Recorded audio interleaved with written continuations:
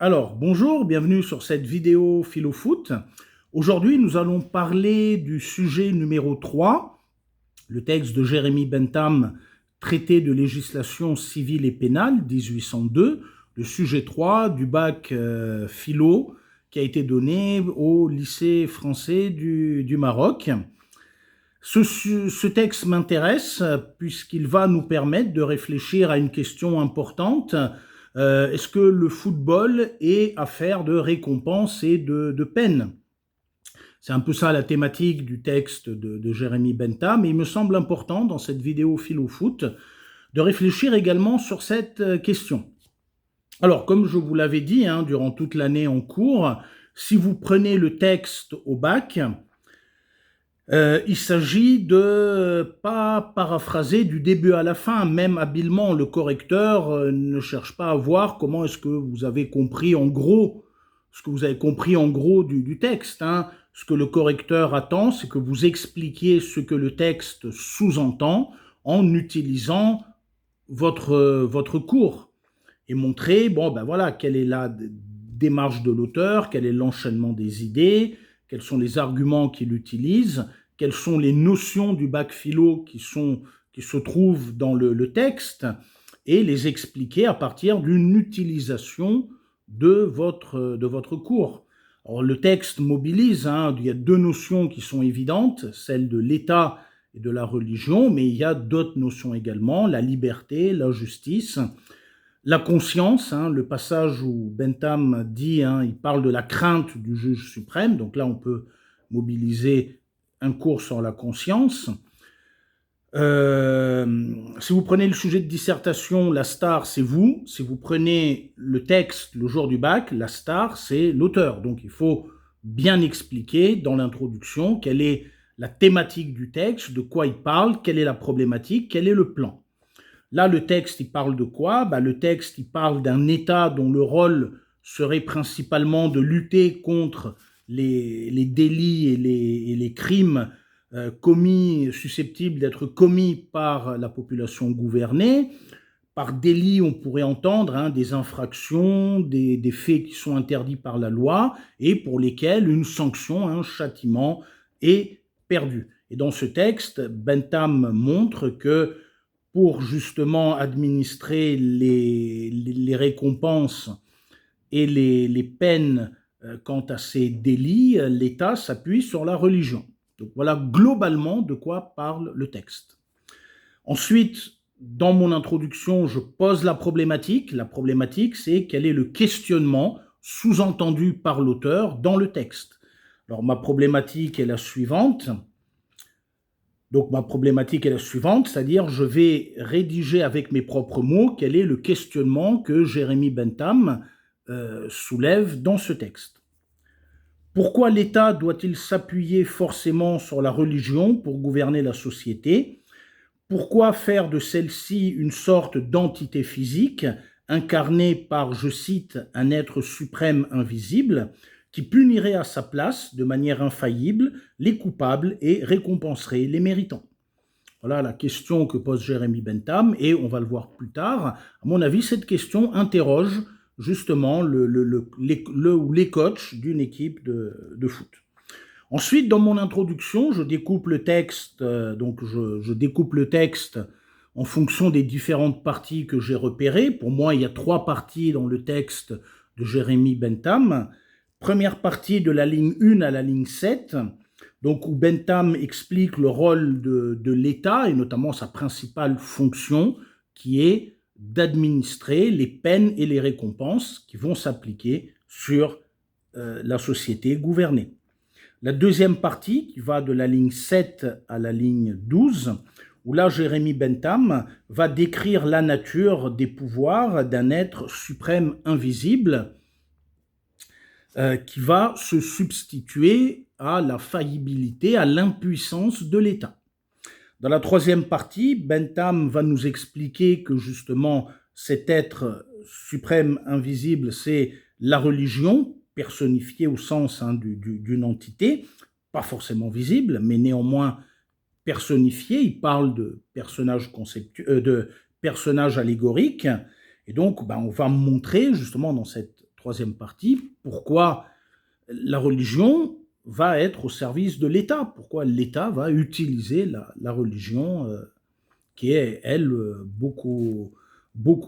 enfin, qui, elle, n'est pas aussi impuissante que lui dans le corps social. Alors, dans la première partie, je vais pas paraphraser et dire que je vais pas uniquement paraphraser et dire que chez Jérémie Bentham, le but de l'État est principalement de combattre tous les espèces de délits dont la nature humaine est capable. Déjà, on voit au passage que chez Jérémie Bentham, la nature humaine n'est pas forcément bonne. Non, la nature humaine, justement, chez Rousseau, l'homme est né naturellement, chez Rousseau, l'homme est né naturellement bon. Il a ce sentiment de pitié qui est inné en lui. Chez Bentham, la nature de l'homme n'est pas d'être bonne. Justement, il y a dans la nature de l'homme peut-être des prédispositions à la désobéissance, voire à être mauvais.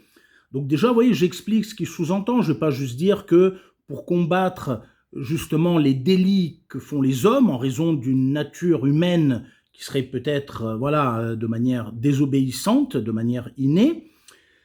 Et après, je dirais que l'État se contente de récompenser et de punir. Non, il faut que j'explique ce qu'il sous-entend. Bentham sous-entend que le rôle de l'État est justement de combattre les délits. Pour qu'il y ait délit, justement, il faut qu'il y ait loi. Le délit, c'est un manquement, une désobéissance, une infraction qui a été commise vis-à-vis de la loi. Si on définit l'État, et là, vous voyez, j'utilise mon cours, et notamment un cours sur l'État lié à Max Weber. Si on définit l'État comme le fait Max Weber, l'État, c'est celui qui détient le monopole de la violence physique légitime. C'est-à-dire que l'État est la seule entité qui peut à la fois de manière légale et légitime, c'est-à-dire justifiée, utiliser la force pour se faire obéir par une population gouvernée sur un territoire délimité. Donc là, vous voyez, l'État, effectivement, a pour but de combattre les délits, mais à partir des lois, c'est ça qui est sous-entendu dans le texte, même si ce n'est pas dit explicitement, l'État, donc, a pour principal but de combattre les délits commis par la population gouvernée, parce que sa nature, justement, la porterait à être désobéissante. Donc l'État a pour but de combattre les délits, mais à partir des lois, des textes juridiques, donc il a décidé et imposé lui-même les contenus. Bon, dans tous les pays, il y a des lois, par exemple, qui sont imposées par l'État détenteur du monopole de la violence physique légitime. Exemple, en 1979, en Iran, les femmes doivent obligatoirement porter le tchador. C'est ce que décide l'ayatollah Khomeini et c'est ce qui va être appliqué. Et c'est ce qui va amener fin des années 80, début des années 90, à la naissance du féminisme islamique qui est porté par des femmes qui en avaient marre de se voir réprimées parce qu'elles ne portaient pas correctement le tchador dans la rue et qui étaient embêtées par la police. Je vais prendre un autre exemple. Dans d'autres pays, vous avez par exemple des lois sur l'usage de stupéfiants. Ça, c'est décidé par l'État, de légaliser, libéraliser ou de durcir, de sanctionner les déviants. Il y a des lois, par exemple, des lois commerciales sur la vente à perte au sein des magasins des grandes surfaces. C'est pas celui qui a le magasin qui décide, non, c'est l'État qui décide quand est-ce qu'on vend à perte et quand est-ce qu'on ne vend pas à perte. Et si vous ne respectez pas ce que dit la loi, là, effectivement, vous allez avoir des gens qui vont vous sanctionner si vous vous faites attraper. Et c'est là tout le problème que pose Bentham. Il dit que, justement, l'État n'a pas les moyens, l'État n'a pas forcément les moyens, les structures, suffisamment de personnes qui travaillent pour elle pour, justement, arriver à punir tout le monde quand il le faut et récompenser tout le monde quand il le faut. D'ailleurs, au passage, il y a chez Bentham quelques petites précisions quant au recours aux peines et aux récompenses. Bentham dit dans le texte, là vous voyez, à la fois je m'appuie sur le texte et je l'explique, je montre ce qui sous-entend à partir de mon cours. Donc là, dans le texte, je reviens, ligne numéro 1, 2, 3, voilà, ligne numéro 3. Bentham nous dit que les peines, les punitions, s'appliquent dans les occasions ordinaires, quotidiennes, dans la vie de tous les jours, alors que les récompenses concernent un petit nombre réduit de personnes et s'appliquent dans des situations extraordinaires. Et là, vous voyez, je dois me questionner, je dois interroger le texte. Pourquoi est-ce que l'État ne cherche pas, voilà, pourquoi est-ce que l'État ne cherche pas à punir et à récompenser tout le temps? Première hypothèse, on pourrait dire, voilà, que justement, l'État va punir tout le monde s'il est coupable, mais ne va récompenser que quelques-uns, justement, parce que l'État est injuste. Il va récompenser quelques-uns, les dominants, ceux qui occupent des positions dominantes de classe ou de genre, ou les nationaux, pas les étrangers. Donc pourquoi l'État applique les peines en fait dans les occasions ordinaires et à tout le monde, alors que les récompenses concerneraient qu'une élite, parce que l'État serait par nature injuste. Et là, on développe une réflexion sur la justice. Qu'est-ce qu'une justice? Je ne sais pas, à partir d'Aristote, qu'est-ce qu'une justice redistributive, etc. Deuxième hypothèse, l'État ne punit pas, l'État applique les peines dans des situations ordinaires et les récompenses dans des situations extraordinaires, parce que justement l'État est méritocratique, il récompense uniquement justement les meilleurs, l'élite, et si la nature des hommes, justement, c'est d'être désobéissants, ils ne vont pas être nombreux, du coup, à être récompensés. Donc, l'État va plus concentrer ses efforts à punir qu'à récompenser. Si la nature humaine est capable, justement, de toute espèce de délit, l'État ne va pas du tout s'inscrire dans un registre humaniste. Et là, vous voyez, on revient, je vais encore utiliser mon cours, on pourrait dire que la conception de la gouvernance ou de la gouvernabilité on va prendre du gouvernement, on va prendre des mots simples. On va dire la conception du gouvernement de la société qu'a Jérémy Bentham fait beaucoup penser à la gouvernementalité chez Foucault, et notamment ce qu'il dit dans Sécurité, territoire ou population, ou bien ce que dit Jérémy Bentham dans ce texte, fait beaucoup penser à ce que dit Michel Foucault dans Surveiller et punir sur la société disciplinaire. À un moment, pour Jérémy Bentham, gouverner finalement une société, c'est un peu comme fait un directeur de prison qui va diriger de manière disciplinaire les personnes qui sont incarcérées dans ces murs. La société serait pour Bentham une sorte de lieu disciplinaire où tout fonctionnerait à la carotte et au bâton, à l'instar de ce qu'on peut voir dans certaines entreprises avec un management violent ou dans certains établissements scolaires où il ne reste plus finalement que la discipline, l'autorité pour éviter le chaos. Et là, je m'inspire beaucoup de ce que dit Michel Foucault, qui parle aussi de l'entreprise, de la caserne, de l'hôpital, de l'école dans Surveiller et punir, qu'il compare à la prison.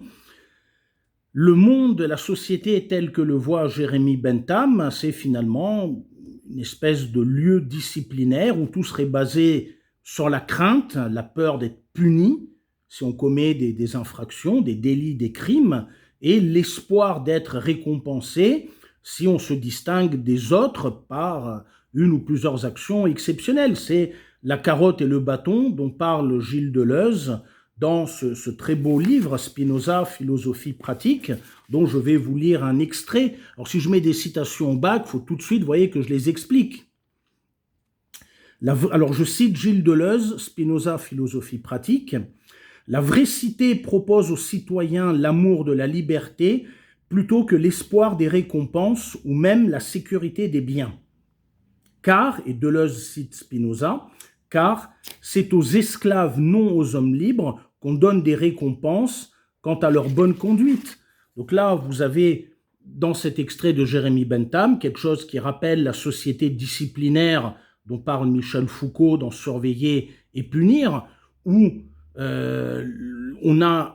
il ne reste plus que l'autorité finalement pour éviter qu'il y ait le chaos dans la société. Conception bien triste justement, que ce soit dans ces différents lieux, que ce soit dans l'école, l'entreprise ou j'allais dire dans une équipe de foot, ça serait une conception bien triste de n'avoir que l'autorité pour éviter que l'on sombre dans le désordre social. Je reviendrai sur cette question. Donc là, vous voyez, j'ai terminé ma première partie. Alors, je ne dis pas que je conseille de faire ça dans une copie du bac. Là, maintenant qu'on a rédigé notre première partie, on va faire une pause et on va réfléchir à partir du foot, sur cette question, à partir du football. Est-ce que, par exemple, ce que dit Jérémy Bentham pourrait s'appliquer dans le cadre d'une équipe de foot que l'on entraîne? Est-ce qu'à un moment, un entraîneur doit recourir à ces méthodes au niveau du football? La carotte et le bâton, la crainte et l'espoir.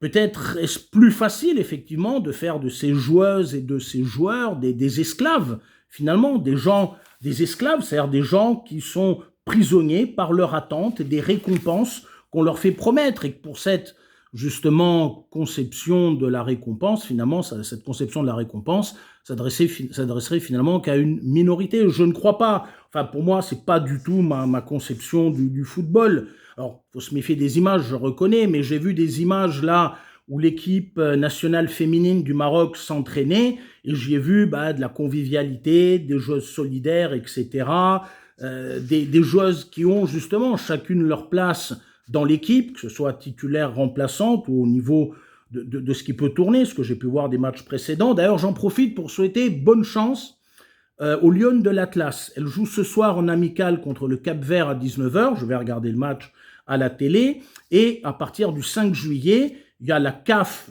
au Maroc qui va commencer. Le 5 juillet, il y aura donc l'équipe nationale féminine du Maroc qui joue contre la Zambie au stade olympique de Rabat. J'espère trouver des places et y aller et encourager les Lionnes de l'Atlas. Il y a certaines que je suis dans le championnat. Je leur souhaite bonne chance et bon succès. J'espère qu'elles iront jusqu'au bout. D'ailleurs, j'ai programmé mes vacances en fonction aussi de la fin des phases de poule. J'espère voir les 3 matchs des Lionnes de l'Atlas. Donc, est-ce que, par exemple, quand vous êtes... admettons, je suis sélectionneur de l'équipe nationale féminine du Maroc. Bon, ça n'arrivera jamais. Mais imaginons, je le suis avec le coach Marc. Voilà, je serai l'adjoint du coach Marc qui va entraîner l'équipe féminine, nationale féminine du Maroc. Donc, est-ce qu'on va recourir à ces méthodes, la carotte, le bâton, la récompense, les punitions et les récompenses? Je ne crois pas. Je ne crois pas, je ne suis pas du tout convaincu, je ne pense pas qu'on gère une équipe de foot avec des récompenses et des peines. Il peut y en avoir, mais pas du tout de la manière dont on parle Jérémy Bentham. En fait, il faudrait même inverser ce que dit Jérémy Bentham quand on gère une équipe de foot. Il faudrait en fait que tout le monde soit récompensé, tous ceux qui apportent leur pierre à l'édifice, toutes les joueuses là en l'occurrence qui apportent leur pierre à l'édifice doivent être récompensées, quelle que soit la nature de l'apport. Je pense à notre équipe des Lémuriennes. Bon, voilà, chacune à sa place. Les Lémuriennes, c'est l'équipe féminine collège du lycée Descartes que le coach Marc, Samy et moi entraînions et auquel on a également des adultes, Myriam, Estelle, qui viennent jouer avec nous.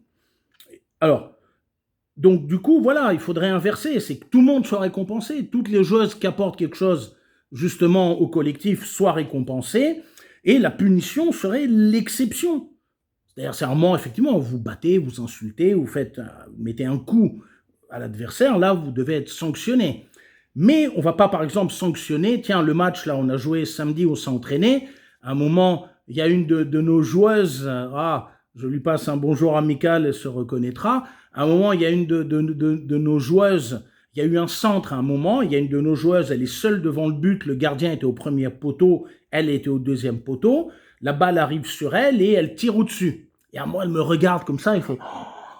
je lui ai dit, c'est pas grave, ça va, il y a des choses plus graves dans la vie. Je lui ai fait, c'est pas grave, je vais pas, par exemple, lui hurler dessus parce qu'elle n'a pas marqué. Bon, ça, c'est des collégiennes. Là, la joueuse dont je parle est en 6e.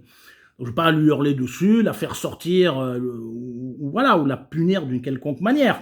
Je rigole, c'est pas grave, je lui dis la prochaine fois, mais plutôt je vais lui expliquer comment faire. Au lieu de balancer comme ça le pied, mets le pied, essaye de tirer au sol, pas au-dessus des cages, au sol. Tu la prends bien de l'intérieur du pied, tu tires au sol et elle va rentrer. T'as qu'à la pousser au fond. donc je ne vais pas la punir, je vais expliquer. Donc je ne suis pas du tout d'accord avec ce que dit Bentham. Et c'est à contrario, on ne va pas non plus voilà, dire quel est le meilleur joueur du match ou la meilleure joueuse du match. Non, il y a plein de bonnes... il y a plein de bonnes joueuses. Hein. Il y a eu le gardien, là, il nous a fait des prouesses, hein, il se reconnaîtra aussi. Et puis voilà, ben, il y a eu des joueurs, des milieux, des attaquantes, les défenseurs. Il y a une défenseuse là qui est très très forte, je la félicite. Donc vous voyez, une équipe de foot, c'est un collectif. Hein, et voilà, on disait ça avec le coach Marc, le collectif. Ben, justement, à un moment, c'est pas quand tu prends un but ou que tu perds un match, c'est pas la faute de tel ou tel des joueuses. Hein. C'est tout un collectif qui gagne ou qui perd. Hein. Il y a eu effectivement celui qui perd la balle au milieu, celui qui n'est pas arrivé à la récupérer sur le côté. Il y a les deux défenseuses qui peuvent être statiques, la gardienne qui n'est pas arrivée à l'arrêter, et l'attaquant qui n'est pas arrivé à égaliser. C'est pour ça qu'on perd un match. Voilà, donc c'était les réflexions que m'ont inspiré surtout cette première partie du texte de Jérémy Bentham. Alors je vois que ça fait déjà 20 minutes, donc là je vais terminer très rapidement le texte de Jérémy Bentham. Donc dans la deuxième et la troisième partie, je vais aller vite là. Dans la deuxième et troisième partie, Bentham dit que l'État en fait est impuissant à punir et à récompenser tous ceux qui devraient l'être. Et donc, comme il a des moyens limités, quels sont les arguments de Bentham? Pourquoi il dit que l'État est impuissant? Parce qu'il a des moyens limités, il n'a pas suffisamment de personnes, il ne peut pas voir partout, etc. Là encore, ça rappelle l'État chez Michel Foucault, l'État qui justement... Pourquoi est-ce que certaines lois ne sont pas respectées? Parce que l'État est aussi aveugle, il ne voit pas tout, notamment à cause des ressources, des effectifs limités dont il peut disposer. Et donc, pour faire face à cette insuffisance, dit Jérémy Bentham, les gouvernants ont inculqué dans l'esprit dans l'esprit des populations gouvernées la croyance en un être suprême invisible, il dit ça, lignes 9 et 10, qui va punir de manière infaillible, c'est-à-dire de manière certaine, sans jamais se tromper, sans jamais laisser échapper quoi que ce soit à sa vigilance, les individus.